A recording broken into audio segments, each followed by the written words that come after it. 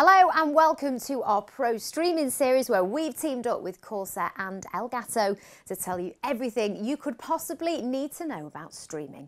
We're going to be looking at the hardware and the software you'll need, as well as getting top streaming tips from pro streamer Cyborg Angel. In this first episode, we'll find out more about Cyborg and how to get started as a streamer. Cyborg, thanks for joining us. Thank you for having me. Now, first things first, we want to know a little bit more about you. How did you get into streaming and how long have you been doing it for? Oh gosh, okay, so it was a hobby for me when I first started while I was working full-time in sales, and I've been doing it for about 2.5 years now. I've been partnered for a year and a half on Twitch, and I've been full-time for a whole year. Wow, so you were working full-time? Yeah. In a, for want of a better word, ordinary job, but you were streaming on the side. Yes. Yeah. How did you turn it into your full-time job then? Very little sleep. Very little sleep. It was a full-time job and then 6 or 7 hours worth of prepping, editing, social media and streaming in the evenings. And it just kind of took off. The viewership that I got was insane. The amount of support that I got was incredible. And in a sense, the community boosted me at the start to go, hang on, this is more than just a hobby. You can do more with it. Amazing. Taking that leap must have been exciting. Talk us through a typical day then. So it's not just about the actual streaming, is it? There's quite a strategy involved, isn't there? Yeah, there's so much more than people think there is. I mean, I try and wake up before midday every day. I know that sounds... I am so jealous. It's like my dream. But most of the time that's because we're usually, as streamers, we wake up or we are awake at very strange hours of the day. I'm usually up until 3 or 4 a.m. doing editing or other things, but usually if I get up around midday, I'll try sorting out my social media posts, going live before 2-3 p.m. And streaming until 6, or if I'm doing a late stream, it could be anything until like 10 p.m.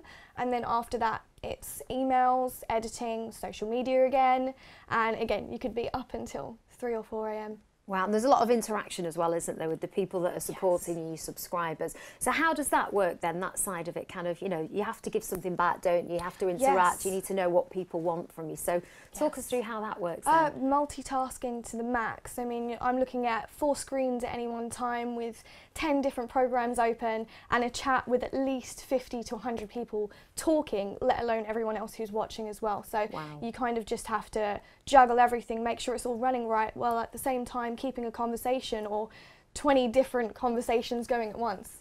Wow. So yeah, a lot to think of. Got to be good at multitasking. Yes. So it's quite a solitary job in that respect, isn't it? But tell us about sort of the whole streaming industry then. You know, you're friends with other streamers, do you go to events, how does all that kind of work? I mean, a lot of the time you don't really go out if you're streaming all week and you're out, I mean, you work from home, so you don't really go out at all. So at events and when you meet other streamers online, you grab opportunities to go and meet them or go travelling to see them at certain gaming events.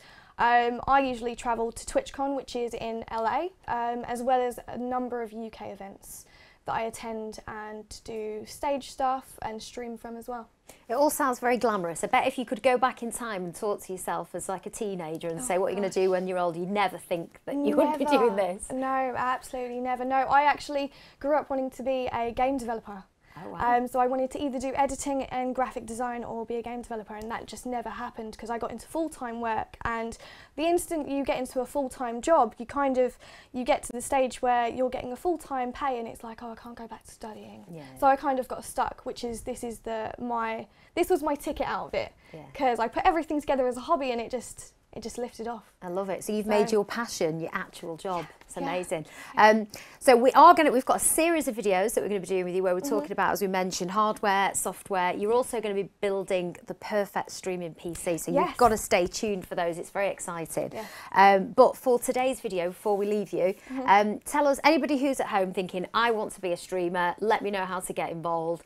Talk us through a basic setup. What do you need then? What pieces of equipment? Okay, so I mean, you need quite a high-spec PC, but I think the best way to make sure that you can stream is if you can run any decent modern game in full graphics without streaming at the same time, you'll be able to stream as well. That means that you can have a program running and turn down the graphics if you need to, on a game so it runs at the same time. You will also need stuff like a good microphone, a webcam. It doesn't need to be an overly expensive webcam, but a webcam of some sort so you can see yourself nicely on the screen, and I would say some good, like a good headset.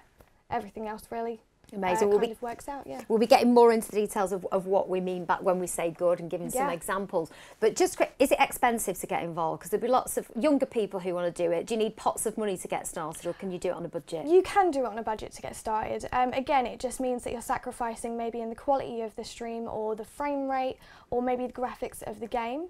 But no, you can get started with anything. I got started with a microphone that was about £20 and people could hardly hear me and hear the fan and the PC in the background because it was like an aeroplane was going off in the background. But it works and people can still hear you. So yeah, to get started, that's great. And you kind of just go off from there and gradually improve on everything as things take off. Well, great to have you with us. Thank you. Perfect person to be speaking to finding out more about your top streaming tip. And don't forget to keep your eye on all of our social channels so you can keep up to date with our Scan Pro streaming series.